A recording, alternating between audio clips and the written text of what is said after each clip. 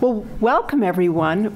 We're about to get started. There may be a few stragglers, and I do know that there are a few people who have something they have to be at 5, and you don't have to sit over here because we understand that a few people need to leave at that point, but it'll be fine.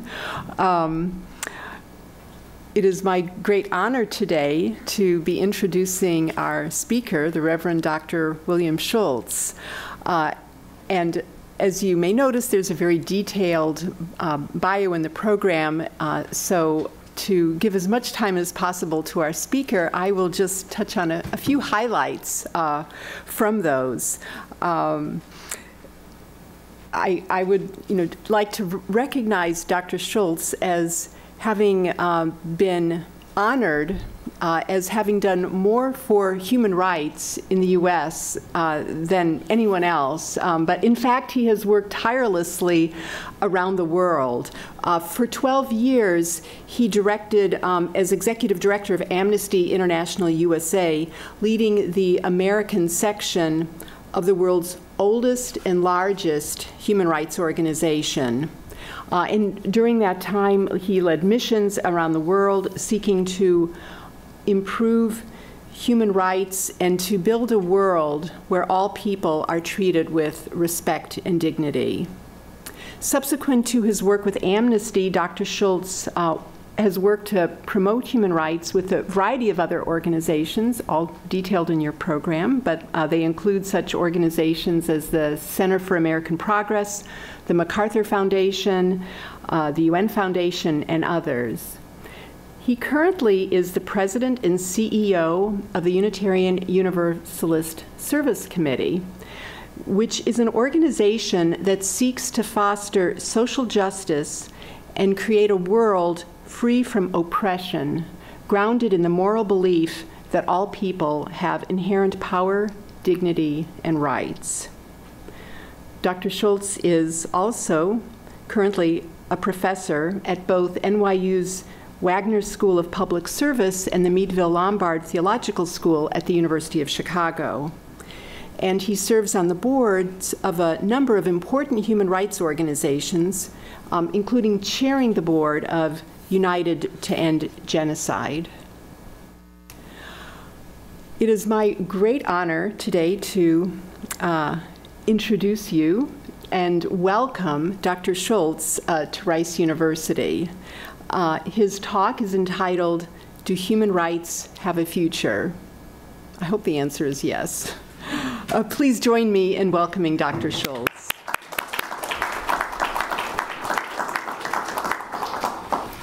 Well, many thanks to Professor Strassman, not only for the introduction, but for having me here. Rice University is extraordinarily fortunate to have this groundbreaking program in poverty, justice, and human capabilities that Professor Strassman has pioneered, and I'm honored to be a part of this program. I apologize for the hoarseness in my voice. I think you'll be able to hear me, and if you can't, it probably won't matter. Some years ago, I was speaking at Pepperdine University out in California, and I thought I'd given a reasonably good address, and afterwards a woman came up to me and she said, Dr. Schultz, I couldn't hear a thing you said.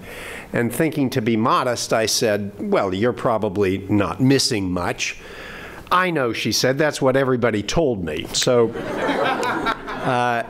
you may not be missing something, and I know that many of you students have to leave for your important appointment with pizza at 5 o'clock, and I would never want to stand in between students and pizza, so my remarks will be concluded before that.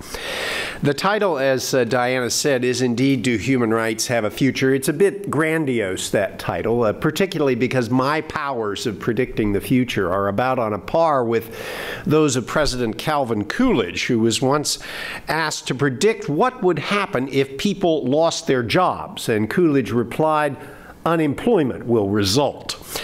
But I had to give a title for this talk many months ago, and I ignored the advice of one of my own professors in seminary who told me that if you ever had to give the title of a speech or a sermon months ahead of time and you didn't know what you were going to talk about, you should choose the title, "Out of Ambiguity, Hope." because you could speak about anything under that rubric. Well, let's begin at the beginning this afternoon. What are human rights? They are rules that are agreed to by the international community that describe a civilized society. That's what they are. A civilized society does not, for example, torture people or deny them fair trials, so we have civil and political rights. Civilized society sees to it that citizens have enough to eat, a decent education, adequate shelter. Therefore, we have social and economic rights. Now, notice I said that these rules are agreed to by the international community. This means that no one nation alone, no matter how powerful, can decide what human rights are. The death penalty, for example, is a violation of internationally recognized human rights. The United States considers the death penalty constitutional, but that does not make it consistent with human rights. The United States, in that respect, is a human rights outlaw. We can disagree with the judgments of the international community. We can contend that it is not uncivilized to execute those who are convicted of capital crimes. We can disagree with the international community, but we cannot pretend that the death penalty is not a human rights violation, because we Americans don't get to decide that all by ourselves. So where do human rights come from, and how does the international community decide what constitutes a human right? Well, there are only three choices for the source of human rights. One is God, a second option is natural law, and the third is human consensus. Now, the problem with God as the source of human rights ought to be obvious. Even within a single religious tradition, it's hard to agree on what God wants. An early Christian sect called Montanists, for example, believed that only people who ate a steady diet of radishes stood any chance of going to heaven. If the Montanists' view had prevailed, Christians today would take vegetables rather than bread and wine at their communion. Natural law is not much better. Natural law is pretty much in the eye of the beholder. The philosopher John Locke, the so-called father of natural law, believed that natural law required the recognition of everybody's rights, well, except for women and poor people, but everybody who mattered. So, how do rights get recognized? Robert Frost said that poems begin with a lump in the throat. And human rights do too. And they've done so for almost 4,000 years, back at least to 1740 BC, when King Hammurabi codified his laws against unfair trials and torture and slavery. At the end of the day, the reason that any of us cares about human rights is because we feel sick at heart at the sight of human misery. But whose misery? Because you see, King Hammurabi's laws against torture and slavery applied only to his own people, the Babylonians.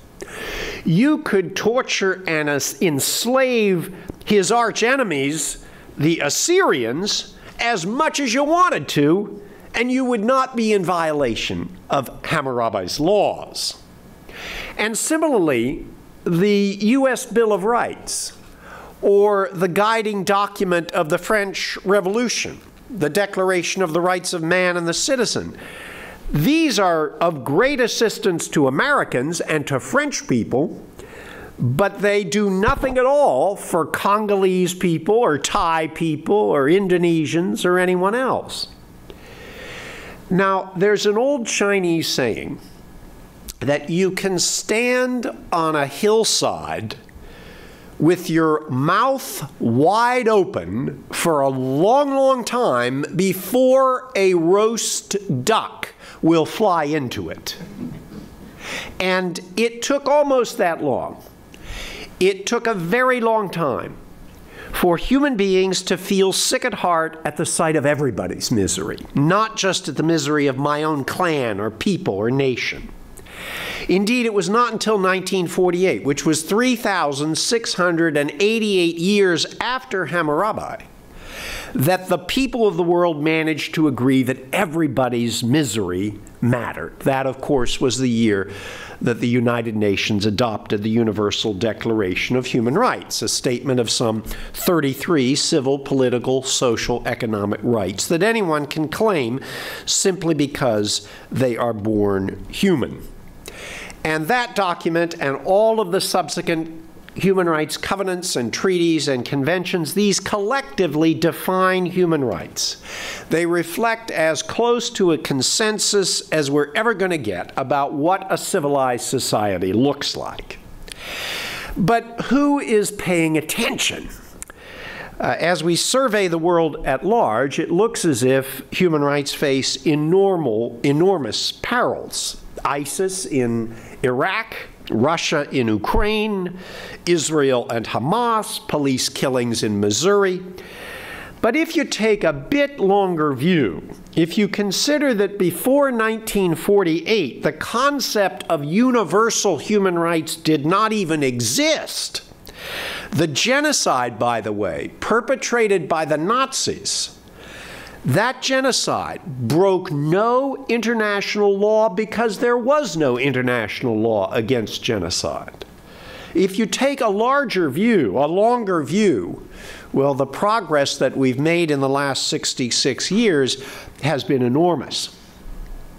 Shortly before I left my position as the head of Amnesty International, I gave a lecture at Syracuse University, and before the lecture, I had dinner with the president of the university and a group of professors, and the president posed this question to all of us at dinner. He said, "Are we better or worse off today in terms of human rights than we were 200 years ago, back in 1806? And with one exception, the faculty members all insisted that we were in worse shape today when it came to human rights than we had been 2 millennia before." And after listening to all this moaning, I could contain myself no further, and I said in my customarily tactful way, "Are you folks nuts?" I said, "Why, in just the 12 years that I have been at Amnesty, we have seen a huge growth in democracy around the world.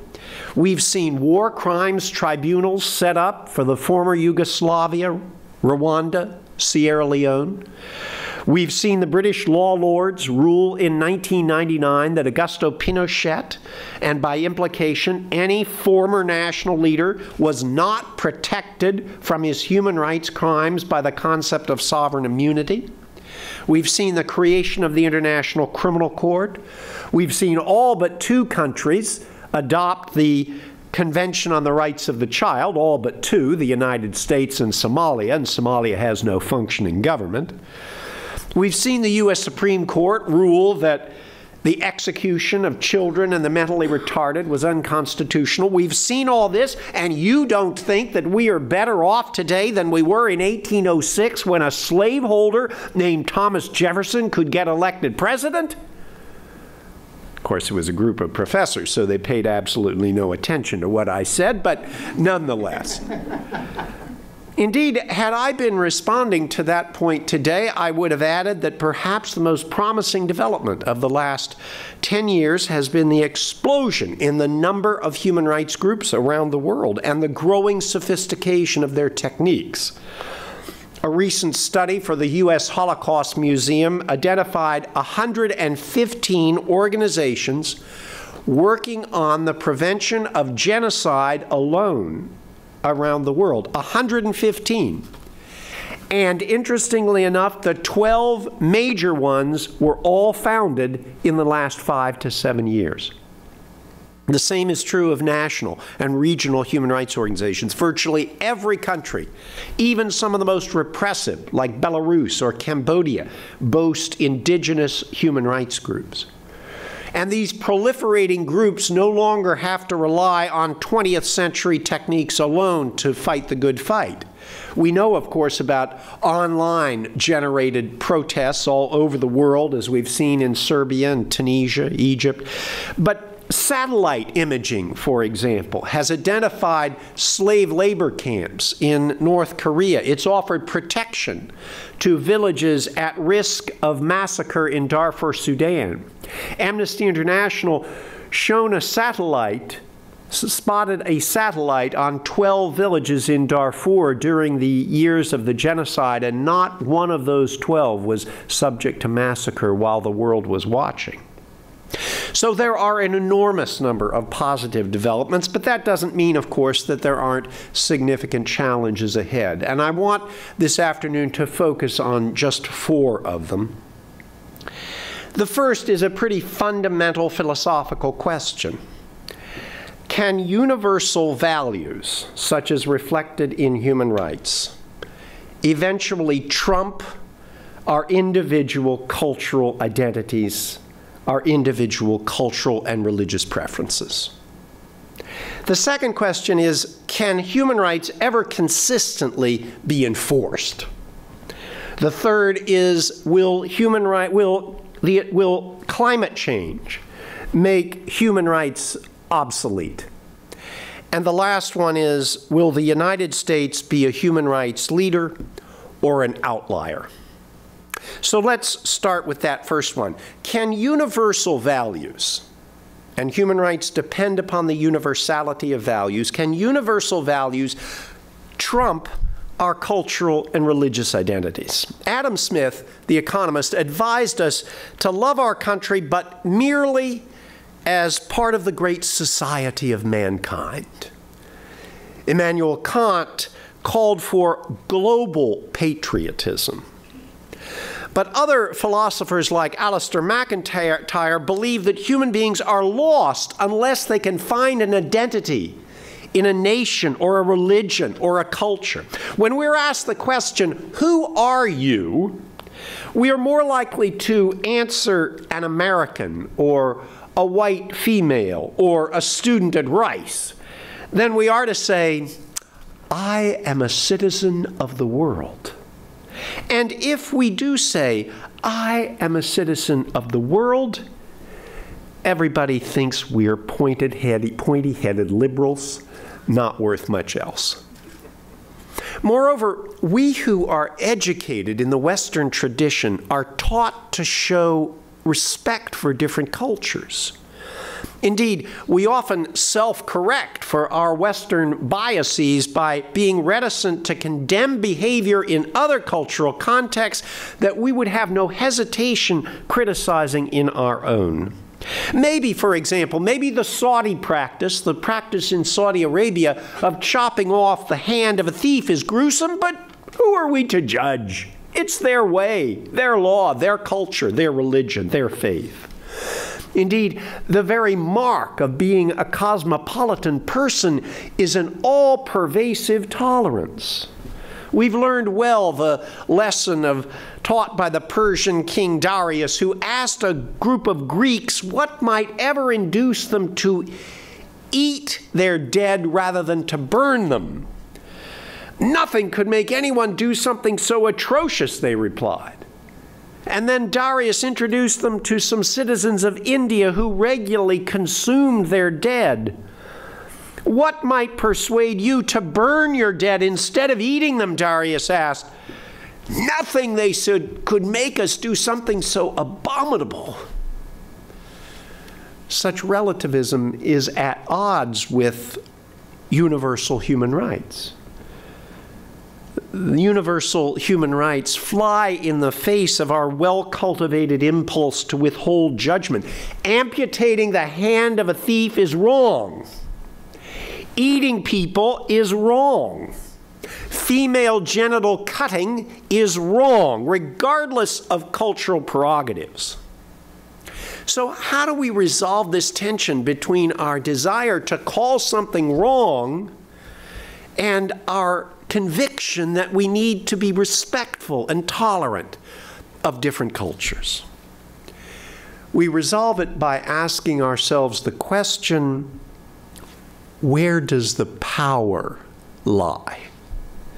Does the power lie with the thieves and the eaten and the cut, the victims? Or does it lie with the prosecutor, the chieftain, the cutter, the powerful? Does it lie, in other words, with the victims and the less powerful, or with the inflictors of pain, the wielders of power?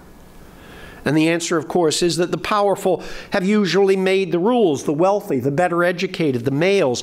But human rights depict a society in which the interests of the less powerful are taken equally into account. A society in which the rules are made by all. And when that happens, cultural practices tend to gravitate toward the mean. The victims of atrocities or discrimination have more in common with one another than they do with their fellow nationals or their sister ethnics or their brother tribes people. They constitute, victims of suffering constitute a global community of suffering. You know, some Asian leaders defended the practice of torture because they said Asian values require respect for the rights of the community to trump respect for the rights of the individual.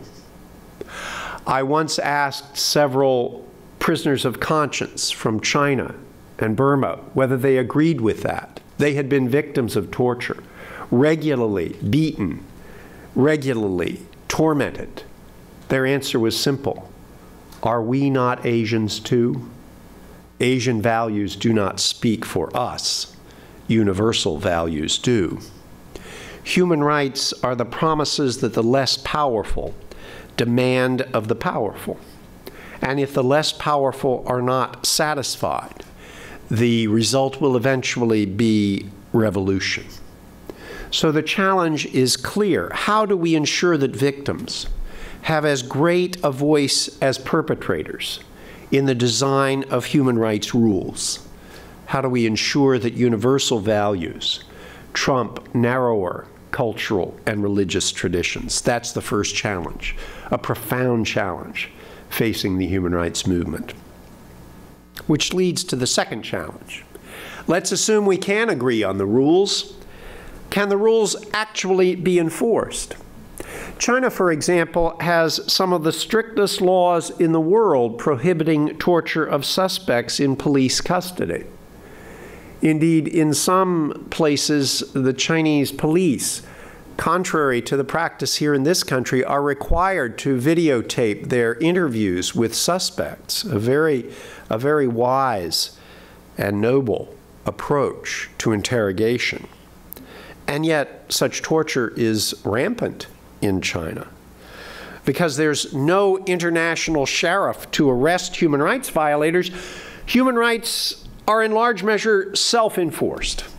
But there are a few things, there are 5 things to be exact, that we can do to encourage governments and corporations to live up to human rights rules. First, of course, we can shame them. We can expose their abuses to international scrutiny. That's the principal strategy that Amnesty International has relied on for 53 years, just telling the truth about what a government is doing to its own citizens. And Amnesty estimates that it works about 40% of the time. But many countries like Russia and China and North Korea, and sometimes even the United States, don't care what the world thinks. So shaming is often not an effective way to enforce human rights. Gradually, over the past 20 years, legal sanctions have become a second prominent arrow in the human rights quiver, with the creation of the war crimes tribunals for Rwanda and the former Yugoslavia, and especially with the birth in 2002 of the International Criminal Court. But the ICC, the court, has managed in 14 years to convict only 2 defendants, and the courts have no power to take into custody those who are charged with crimes. So the promise of international justice is neither swift nor sure. A third way, economic sanctions. That's a third way to enforce human rights, and these have been far more successful than their critics acknowledge. Burma, now called Myanmar, for example, was persuaded to tiptoe its way to democracy in good measure because Burmese oligarchs realized, once they had stolen millions of dollars through corrupt practices, that as long as their country was under economic sanctions from the West, they would have no other place to invest their ill-gotten gains than China. And so, for all the wrong reasons, Burma began to open up to democracy. For all the criticism of President Obama's weak-kneed response to Russian aggression in Ukraine, the fact is that Putin has muted his aggression there because he is uncertain whether the Russian economy can withstand economic isolation from the West. But the fact is that the problem with economic sanctions are that they are not applied regularly, they are applied sporadically, and interdependent as our world is, they often result in more damage to the country that is trying to extend sanctions than to the country that is the object of them. There is a good reason why no one has ever proposed that the United States impose economic sanctions on China, for example, because, as the Chinese foreign minister said not long ago, it is not wise to make your banker angry. Well, that leads to a fourth tool for the enforcement of human rights, military intervention. And I want to dwell a little longer on this one because it is so controversial, especially on the political left. There's no question, of course, that many wars have been fought for egregiously illegitimate reasons, the most recent, the war in Iraq, nor is there any doubt that all use of force, even the most well-intentioned, carries with it the danger of making a problem worse. But do these facts mean that force should never be employed to stop massive human rights crimes? Well, for two reasons, I think the answer is no. The first is that it strikes me as too easy for us comfortable Americans sitting here in Houston to be telling the most miserably oppressed people in the world that we will never resort to violence to protect them because war might do more harm than good. When I visited the enormous Kalma refugee camp in southern Darfur in 2004, 90,000 teeming people who had been burned out of their villages, their menfolk murdered, many of the women battered and sexually assaulted. I was struck by 1,000 things. By the children who called out to us repeatedly in English, the only word that they knew, ironically enough, okay, okay, with the thumb sign up, when nothing was okay, absolutely nothing was okay in that horrendous camp. Or the police sent by the Sudanese government to guard the camp, many of whom instead simply raped and murdered those whom they were supposed to be guarding. But what really took my breath away was this: a young woman who, amid the utter squalor and degradation, her clothes, such as they were, tattered and falling off her, but who wore around her neck a lovely piece of jewelry. Just glass, no doubt, but a turquoise-colored glass that sparkled constantly in the relentless sun. At first, I thought it was a religious symbol, and I asked our Arabic-speaking translator to inquire of her what it was. She says, "It is me," he told me. And at first, I didn't understand. I thought that he had mistranslated. I thought that she had simply said, "It is mine." What did she say, I asked? Did she say that it is hers? No, he said definitively. She said, "It is me." And suddenly I understood. When the women workers who led the strikes against the textile mills in Lawrence, Massachusetts in 1912 were being hosed down and beaten by the police, they shouted, "Give us bread and roses." And that chant, bread and roses, we demand bread to eat, yes, but we demand our dignity too. That has been a watchword, of course, of the labor movement ever since. And here in this dreadful camp was the very same demand. This piece of jewelry, this small, sparkling piece of glass around my neck, this is me. This is how I know that though I am mere brute flesh, bone, water, swollen tongue, excrement-stained thighs, my most private parts exposed for all to see, that though I am brute flesh in this horrific camp, I'm not just that. I retain a tiny hint of my humanity. I require bread to live, of course. So do the cows, the goats, the sheep, the pigs, bless them all. But none of them decorate themselves with turquoise glass. Only human beings do that. Only human beings look on a sparkling piece of glass and call it beautiful, and I am a human being still, and I demand roses too. That's what she was saying. And I wonder, who are we sitting in our comfortable homes to tell that woman that we can't save her because of our vaunted moral objections to war? Sure, it would be best if she and all the other refugees in that camp rose up against their oppressors themselves. We all admire the Serbian Revolution, well-educated, sophisticated about the media, who in the year 2000 used their cell phones and their text messages to summon tens of thousands of their fellow Serbs to Belgrade to overthrow the dictator Milosevic nonviolently. But Darfur, Sudan was not.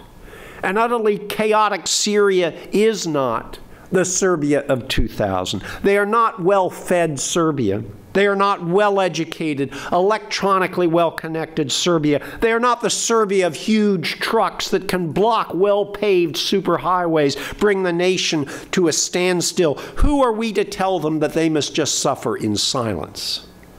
Violence takes many forms, not just those of guns and knives and howitzers. One dies as readily as hunger, as of wounds, of the death of the spirit as readily as that of the body. There truly is no peace without justice, and those who shout, "Peace, peace," without pointing a viable way to justice are collaborators with the oppressors, just as surely as if they had supplied them with arms or turned the keys of their jail cells. And the second reason I don't altogether rule out the use of violence for humanitarian purposes is this. Of all the tragic aspects of the U.S.'s post-9/11 misadventures, especially the war in Iraq, perhaps the greatest was that America's arrogance and sense of exceptionalism, the notion that we made the rules and so we could break them at will, have made it far more difficult for us to provide leadership to the world, moral or military, even when doing so is in the best interests of a suffering humanity. A NATO-supplied zone over Darfur, for example, in the mid-2000s would have stopped the genocide in its tracks, because the Janjaweed militia who were responsible for the killing would not have operated without the cover of the Sudanese Air Force. But the moral authority of the U.S. was so compromised by Iraq. The U.S. was so overextended in Iraq and Afghanistan. Our credibility in the Islamic world was so low. The American people were so wary of further military involvement that we allowed 250,000 people to die and 2.5 million to be displaced without lifting a single weapon to stop it. Now, I readily admit that my view of all this is colored by my experience of Rwanda. The 1994 genocide in Rwanda took place months after I had assumed the leadership of Amnesty. I'll be forever haunted by our inability to do more to stop it. Especially tormenting is how little force it would have taken. General Romeo Dallaire, the Canadian general who was in charge of UN troops in Rwanda when the killing began, who subsequently suffered a breakdown over his failure to save lives, one of the great unsung heroes of my generation. He believed that it would have taken only 1,500 soldiers to save the lives of close to 1 million people. 1,500 soldiers to save 1 million. When wickedness is in fashion, it's sometimes impossible to secure a just peace through nonviolent means. But how do we know when wickedness is truly in fashion and not just the whim of some dreadful fashion designer? Well, fortunately, just as international justice has evolved over the past few years, so has the concept of legitimate humanitarian intervention. It's called the responsibility to protect. And in 2005, the United Nations adopted guidelines as to when such protection is required and when such intervention is justified. It must, for example, be designed to counter large-scale loss of life. It must be a last resort. It must receive some type of international imprimatur. Had these guidelines been followed, we would never have invaded Iraq in the first place.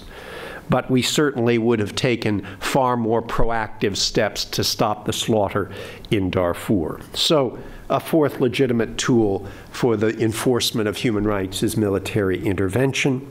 But such intervention ought to be rare, and it can do nothing to stop social rights abuses like widespread violence against women. It can't stop the deprivation of economic rights caused by pervasive poverty. To address these crimes, and they are crimes, requires the fifth and final instrument with which to enforce human rights, and that is massive nonviolent citizen action.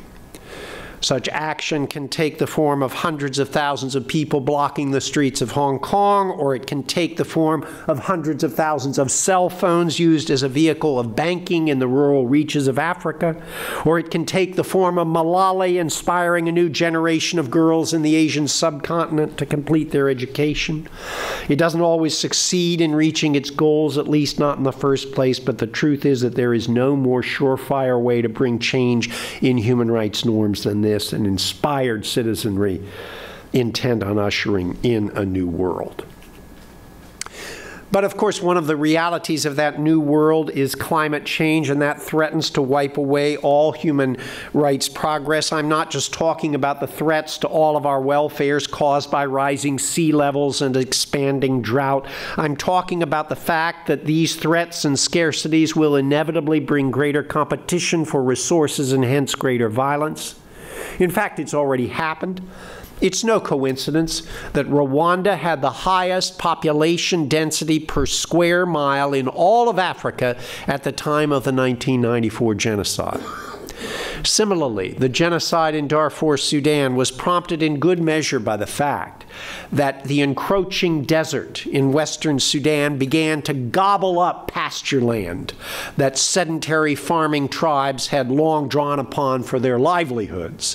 For many years, the farmers had permitted the tribes of herders to cross their lands with their goats and their sheep, but as the farmers saw their land shrinking, they tried to stop the grazing and thereby threatened the lives of the herders. And the result was a conflagration that claimed hundreds of thousands of lives. So climate change is not just a practical puzzle or an environmental problem, it is a full-fledged human rights challenge as well. But the very fact that we can speak of environmental issues as somehow distinct from human rights issues reflects the fact that we here in the United States have managed to delegitimize social and economic rights, such as the right to a healthy, sustainable environment, by associating them with socialism, communism. But in fact, if you believe that having enough food to eat or clean water to drink or adequate shelter to live is in fact a higher human need than, say, having the right to vote, then you might want to argue that social and economic rights are the most important rights in the whole lexicon. Addressing climate change goes hand in hand with protecting human rights. That's the third major challenge to the movement. Now, there are, of course, many other challenges that I can't touch upon. The standoff between the Israelis and Palestinians, the plight of massive numbers of refugees, the continuing plague of child soldiers and sex traffickers and violence against women.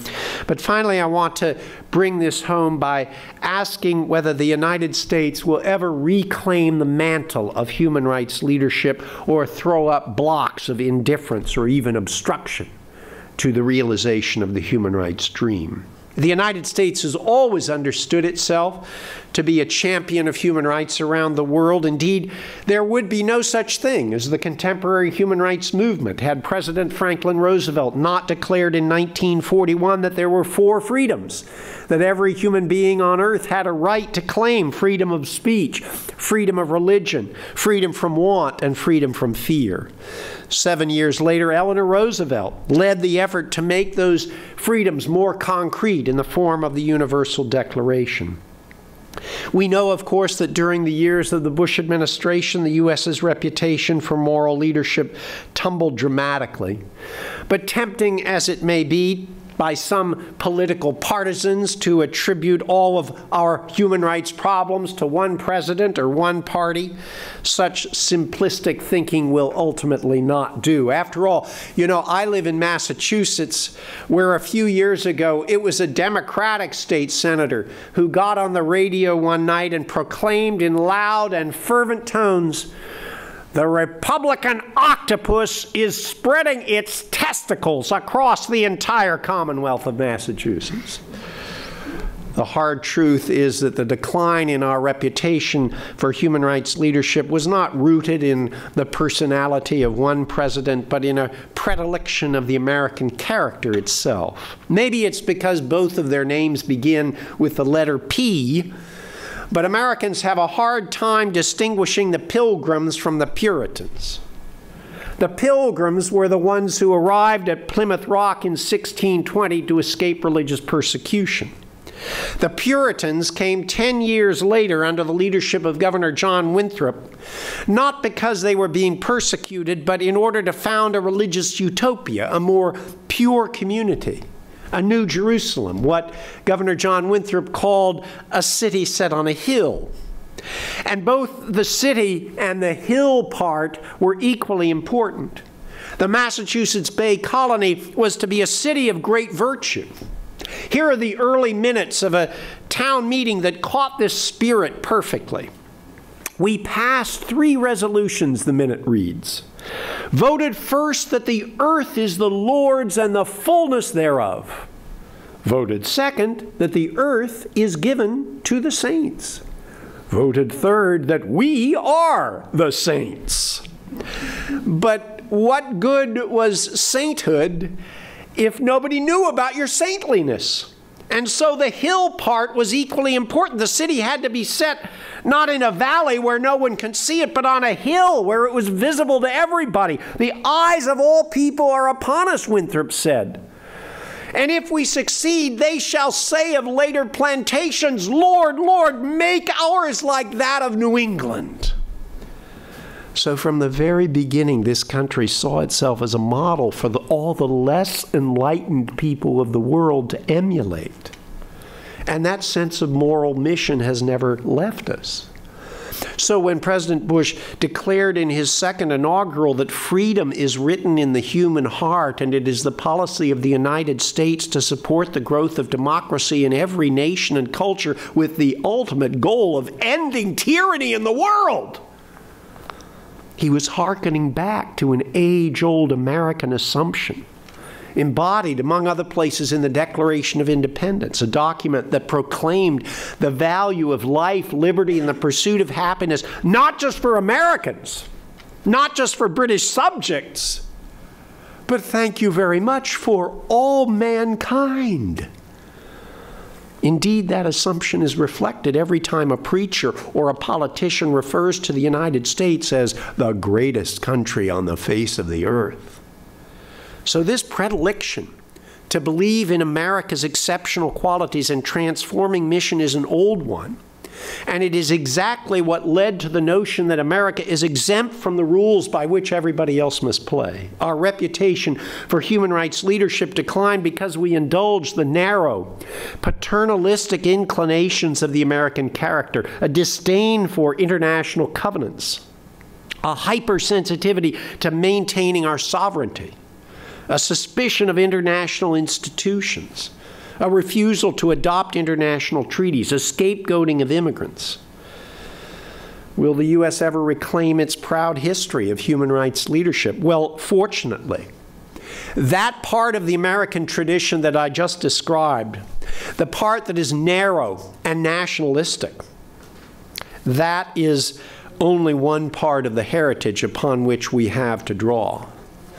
Because there is also an American tradition of generosity and hospitality, of rescue and liberation, of decency and virtue. And that part of the American tradition is manifest in a Roger Williams who had the crazy idea that the colonists ought to actually pay the Indians for the land that they stole from them. What an incredibly radical notion. It got him exiled to the wilderness of Rhode Island. It's manifest in a Judge Samuel Sewall, one of the judges at the Salem witchcraft trials, who only 7 years after the trials repented of his decision, got up in front of his church with tears flowing down his face and begged forgiveness, the first act of public conscience in this country. It's manifest in the Bill of Rights, manifest in a William Lloyd Garrison and a Lydia Maria Child demanding an end to slavery, manifest in an Elizabeth Cady Stanton expressing outrage when the World Anti-Slavery Society in London denied delegate status to women. It's manifest in a Sojourner Truth leading the slaves to freedom. It's manifest in an Abraham Lincoln offering his adversaries 6 weeks before the end of the Civil War, offering the country's enemies malice toward none and charity for all. Imagine what would happen to an American president today if he or she did that. It's manifest in the defeat of fascism, in Truman's support for the United Nations, in Eisenhower's stirring conviction that the only answer to a regime that wages total Cold War is to wage total peace. It's manifest in the civil rights movement, in the resistance that we finally see emerging in this country to those pinched souls who would not be where they are today if their immigrant ancestors had been treated the way they propose to treat the newest generation of Americans. And it is manifest in the courage of lawyers. And let's not forget, they are, many of them, military lawyers who have defended the prisoners at Guantanamo at the very expense of their careers. Draw upon these parts of the American tradition, and we not only repair our reputation, we reestablish ourselves as the human rights leader we all want America to be. So the challenges to human rights are immense, but the odds of its ultimate triumph are even greater, because at the end of the day, human rights emerge, as I say, out of the common misery signaled by that lump in the throat, the sad but gentle truth that the angel of death perches on the shoulders of every one of us. And in the face of that ineradicable fact, human rights give voice to our deepest yearnings, yearnings for things like reconciliation with our adversaries, an eradication of fear, a better life for our children, a fair distribution of the earth's abundance. Not an equal distribution, just a fair one. In the midst of the 1994 Rwandan genocide, a girls' school was attacked by machete-wielding militiamen in the middle of the night. The teenagers were rousted from their beds about 2 a.m. and they were forced to line up in the dining hall. And then the military commander ordered them to separate themselves by ethnic group. Hutu over here, Tutsi over there, so that only the Tutsi would die. But the girls didn't move. And a second time, the commander ordered them to divide up, Hutu over here, Tutsi over there, and for a second time, not a one of the girls moved. And finally, one of the little girls, of course, terrified, raised her hand, trembling. "I'm sorry, sir," she said. "I'm sorry, sir, but you see, we cannot separate ourselves. We cannot separate ourselves because, you see, sir, in this school, we are not Hutu. We are not Tutsi. We're all just little Rwandan girls." At which point every one of the girls was slaughtered. But what a legacy they leave. We're not Hutu.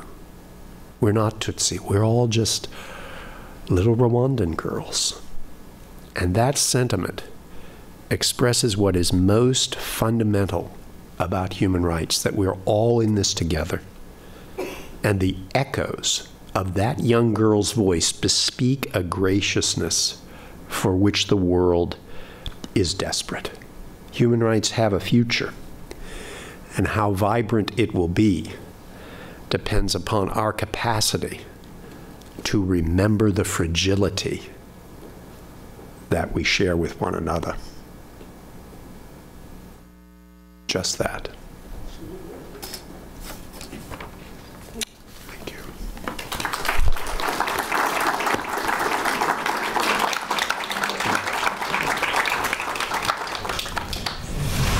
We have time for questions. Feel free to run for that pizza.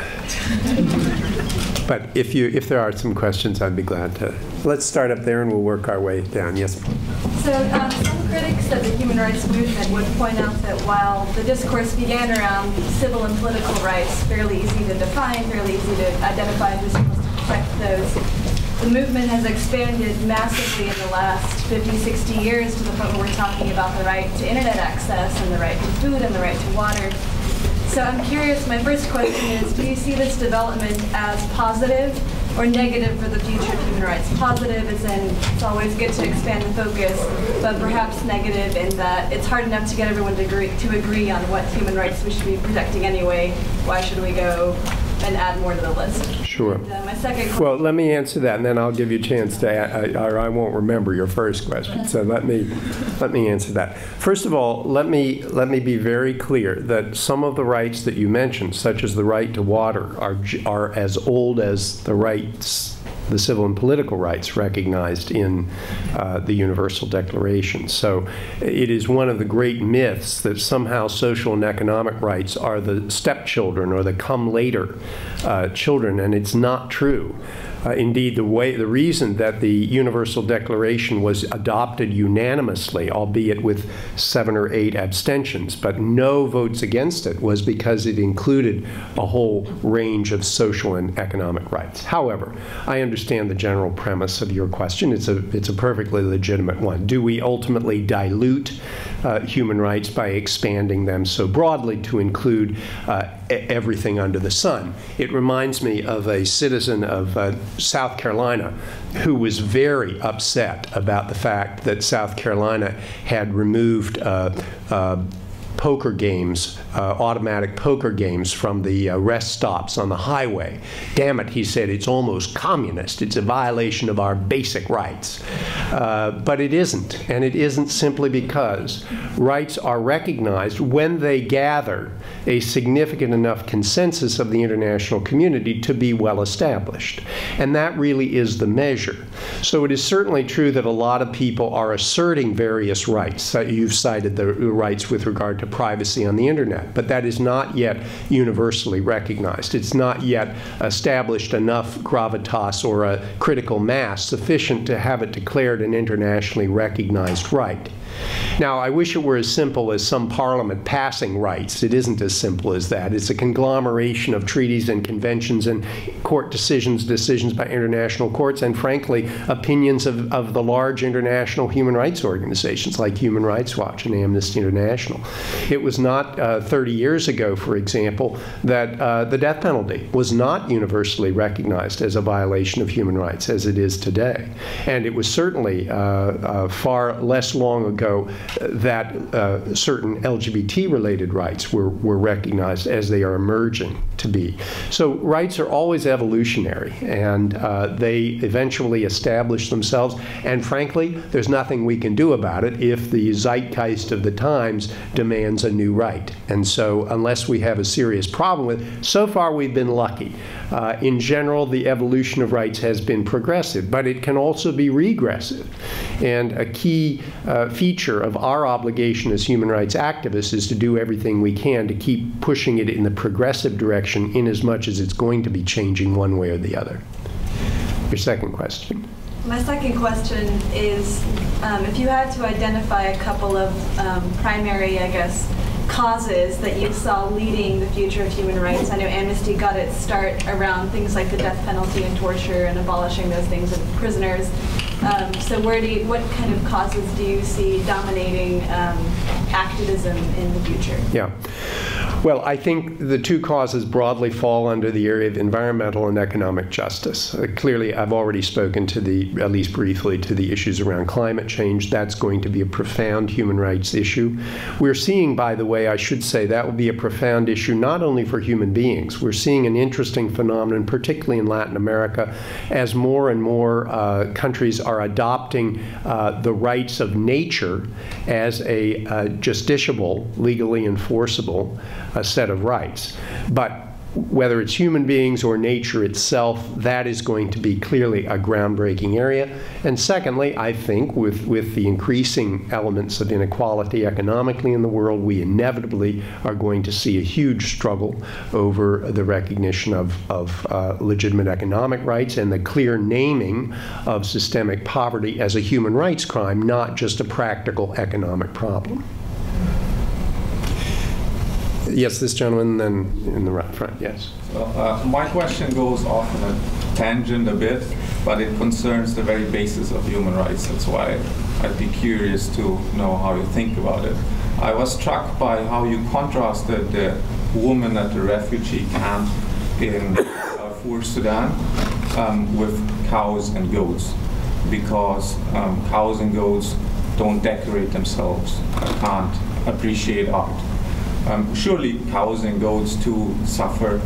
Absolutely. Are powerless and are unique individuals. Absolutely. On the other hand, not all human beings can appreciate art or decorate themselves. True. In fact, I think there's no morally relevant difference between all human beings and all other animals. So I guess my question is, how do you think about the relationship between human rights and animal rights, and between the human rights movement and animal rights movement? So I think of them in the same way that I think of all rights movements. I just cited, for example, the rights of nature, and I could readily have cited the rights of animals, because I believe that rights are established through evolving consensus rather than through some notion of natural law or a divine imperative.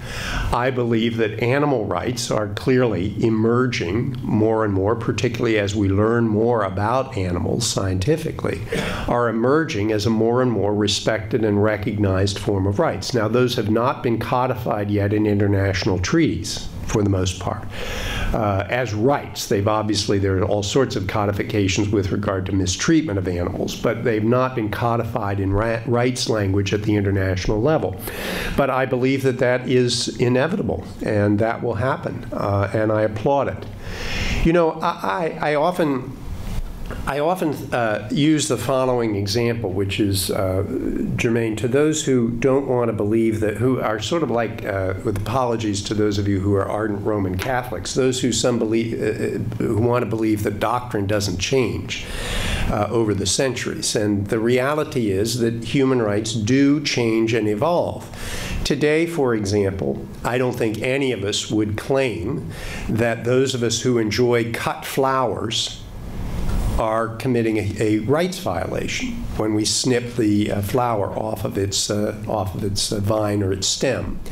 But it may well be, as we learn more about flowers or plants over the course of the next 50 years, that 50 years from now, we will see that behavior as a violation of rights. And the reality is that our understanding of what rights encompass has constantly evolved.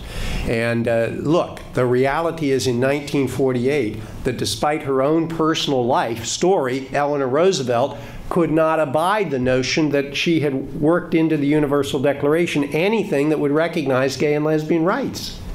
Huge irony given Eleanor Roosevelt's own life story. But she denied that. Whereas today, I think clearly we see this emerging as a more and more international consensus around this issue. Not fully established, but on the way to being established. And that's just what happens with rights, and it is happening with animal rights, and it will continue. Yes, ma'am. Well, first of all, thank you for your very wise words, and I interpreted it as an optimistic lecture. I try to maintain a certain degree of optimism.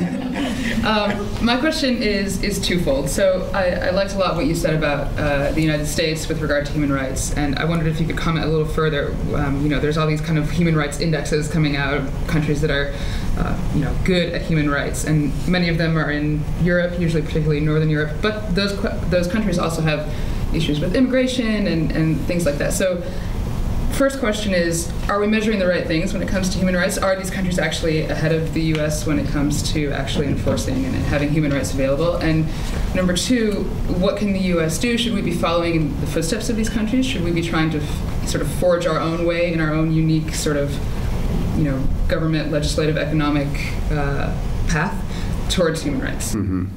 First thing to say is that in all the years I worked at Amnesty, there was only one country that was never cited for a human rights violation. That was Iceland.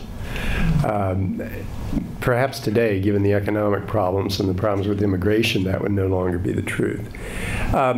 As those of you who are in Diana's class know, there is, of course, an important way to understand and measure development that has to do with human capabilities rather than with based strictly upon a rights-based framework. And I think that is a very legitimate one. I think rights actually are in service to the development of human capabilities, not in contradiction to them, but in service to them. But I think that a combination of these types of measurements are perfectly appropriate, very appropriate. You know, Amnesty was always very cautious. I was constantly asked, well, which countries are the worst human rights violators? And Amnesty always resisted that notion because it was certainly true that there were countries whose records were superb in one area and dismal in the next. Do we say that Cuba, with its excellent healthcare system, but its still repressive political system, is a worse human rights violator than the United States, with a reasonably respectable judicial system and basic freedoms of speech, but an abysmal record on healthcare and access to healthcare and healthcare as a right? Very difficult to make those judgments, which is one reason that perhaps the human capabilities measurements are far more effective in certain respects. Okay, here and then right back, and then back. Yes? I'm wondering if it's possible to recognize a right to conscience based on sectarian belief when religious belief, certainly it's not the only fertile ground, but it's a very fertile ground for human rights violations. It is certainly possible to recognize it. It's just not possible to get everybody to agree to it. So I have absolutely no problem with anyone who wants to affirm right of conscience or anything else on religious grounds. My only problem is that that is not going to be an adequate basis for the universality of human rights. It is very difficult to argue with the Convention on the Rights of the Child when it has been ratified by all but 2 countries in the world. It's difficult to argue that the rights codified in that treaty do not reflect broad consensus about the rights of children. That's an objective fact that it's very tough to dispute. On the other hand, if we want to cite a sectarian or a religious reason for affirming certain rights of children, we're obviously going to run into conflict with those people who either don't share our religious assumptions or who don't truck with religious assumptions at all. And that's why I, again, have absolutely no problem with individuals who want to base their commitments in either religious beliefs or natural law, the inherent worth and dignity of every person, for example. I just don't think that it's a defensible claim when you're challenged by those who come from a different perspective, as I do believe that it is far easier to defend a claim when it has established itself as close to consensus as one can get in the international community. So mine is a position of what I would call philosophical pragmatism. I don't want to, it's not just pragmatism, it's instrumentalism, philosophical consensualism as the grounds for rights. Do you understand the distinction? You may not agree, but you see what I'm trying to say. Yeah. Yes? Hey, so I wanted to thank you so much again for coming and speaking. Thank you. Today.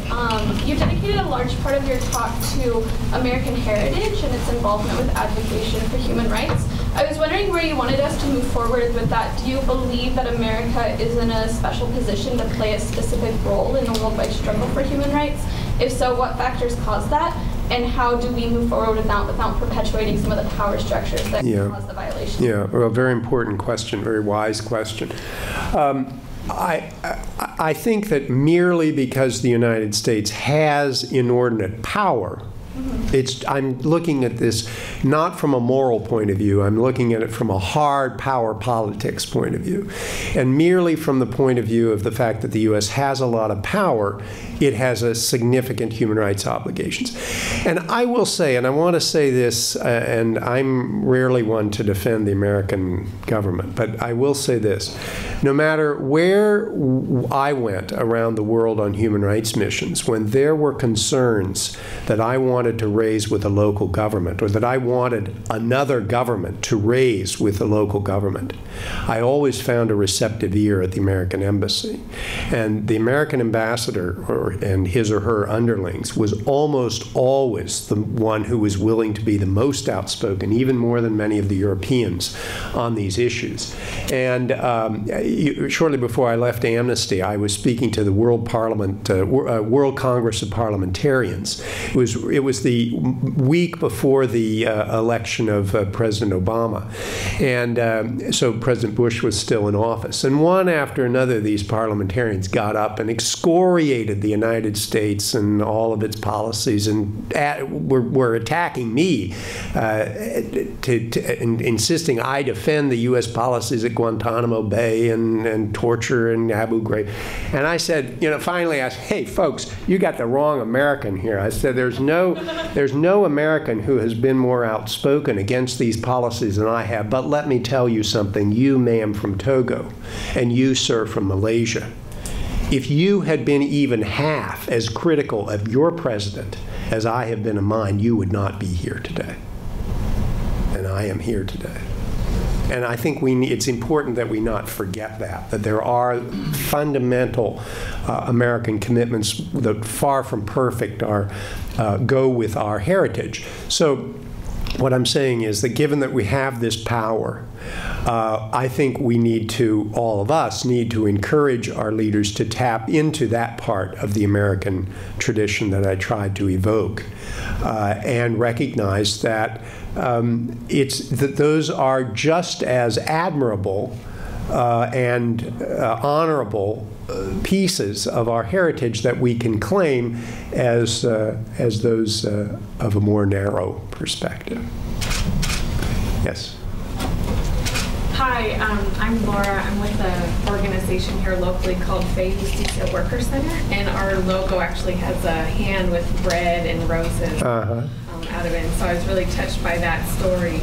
And part of the work that we do in building workers' rights and holding unscrupulous employers accountable is by building collective power within the community here.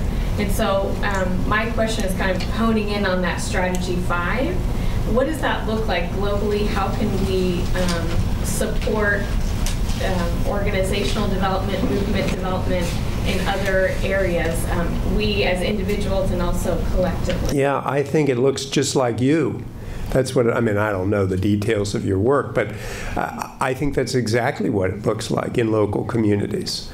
My organization, the Unitarian Universalist Service Committee, does a lot of work with poultry workers in Northwest Arkansas, for example, with the creation of worker justice alliances in Northwest Arkansas, where the big poultry companies regularly steal the wages of the workers because the workers are often undocumented and too afraid to go to the authorities.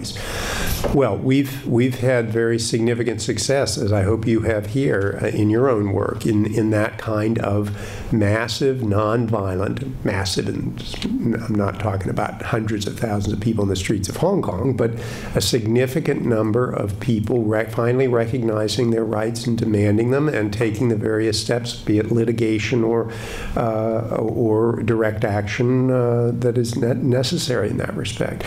And as the labor movement has itself declined, we have seen new models, of which I suspect yours is one, new models of workers' alliances that are doing exactly that. And it's powerful. My question is more like how, so, I mean, I believe that that's how we're going to prevent human rights abuses and also build the power to actually do the enforcement. Like, the number 5 is connected to all of the other previous ones, right? So, but how can we, as a country, the U.S. or international organizations, support that in other countries? Oh, in other countries? Yeah. Yeah. Well, first of all, I'm not sure. In a lot of countries, we don't need to support it because it's already happening. I mean, I think in many cases, we just need to get out of the way. But clearly, and I cite that we've seen how confused the American response has been to that kind of grassroots action in the Middle East, for example. First opting to defend Mubarak, then supporting, I'm talking about Egypt here, obviously, playing a very confused role in that respect in terms of its relationship to that kind of grassroots democratic action. I think that it's something that American governments are generally very untrusting of. And so what we can do is to keep reminding our own government that if you can't be helpful, then at least get out of the way.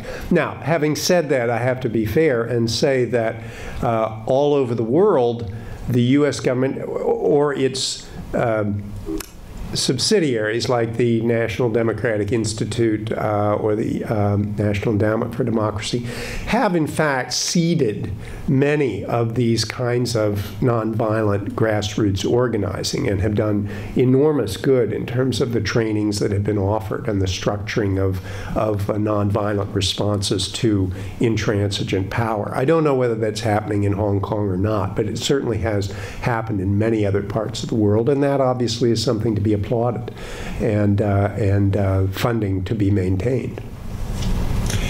Yes. Thank you so much for speaking. My question is, how can you, so you spoke about how the United States has the potential to be a champion for human. Could you just speak a little louder? Can you hear me now? Yeah. Okay. Thank you. So you spoke about how the United States has the potential to be a champion of human rights in the world. So how can the United States promote this while respecting the sovereignty of other nations? Because I know, for example, for China, it's very difficult for the Chinese government to understand why the United States even has any issues with the way the Chinese government is being run. So if you could give some insight about that. Well, I think that the first question is, how far does any government's sovereignty extend? It's not just a question of how can the United States do that while at the same time respecting sovereignty. Nobody, of course, questions basic elements of respect for sovereignty that have to do with respect for international law, law of the seas, international trade treaties, and so on. The question is sovereignty a legitimate, recognized cover for massive human rights violations? And I think that the problem is, to my knowledge, the United States is not actively intervening in China to overthrow the Chinese government or to support massive disaffiliation by Chinese citizens from the government. But at the same time, the United States, at least ostensibly, feels the need to raise these concerns in appropriate diplomatic ways to do that. The Chinese government often interprets that as a violation of Chinese sovereignty. But the Chinese government, of course, is equally as critical of the United States, and sometimes appropriately so, with regard to our own human rights violations here. So the question is, how far does sovereignty for any nation, not just China, how far does it extend? And is it a legitimate cover for massive human rights violations? And from the standpoint of an international human rights activist, it isn't, whether it be for China or the United States. And and I say, I have been, there are few people when I was with Amnesty who were any more publicly critical of the United States than I was. And there were some, certainly, who in the American government, one whose initials were R.C., Richard Cheney, who certainly believed that that was somehow an attack upon American sovereignty, which is absurd. And I think it's equally absurd for the Chinese to believe that critical commentary about their practices is somehow a diminution of their sovereignty. Now, we can debate that more if we're talking about some very proactive types of intervention. But as I say, to my knowledge, that is not the case, except as it is with all intelligence operations in which every country violates the sovereignty of every other country. It's part of the way we play the game. How much time do we have, Diana? Maybe one more question. Okay. Yes, sir? You touched on Rwanda. My question is, given what we know now and the history of Rwanda, would you at some point think that the UN was criminally liable for what happened in Rwanda? Let me put it this way. I think that the UN's failure to act in Rwanda was a crime. Is it criminally liable? No, because there are not laws, enforceable laws, that could hold Kofi Annan as the head of the peacekeeping operations, and he was one who was principally responsible, or Bill Clinton, can hold them responsible for failure to act. It's just not, it's not something that is legally enforceable. But do I think that their failure to act was a crime? Yes, I do. It was a crime of omission, at least. Absolutely. Great. Okay, thank you. Thank you so much.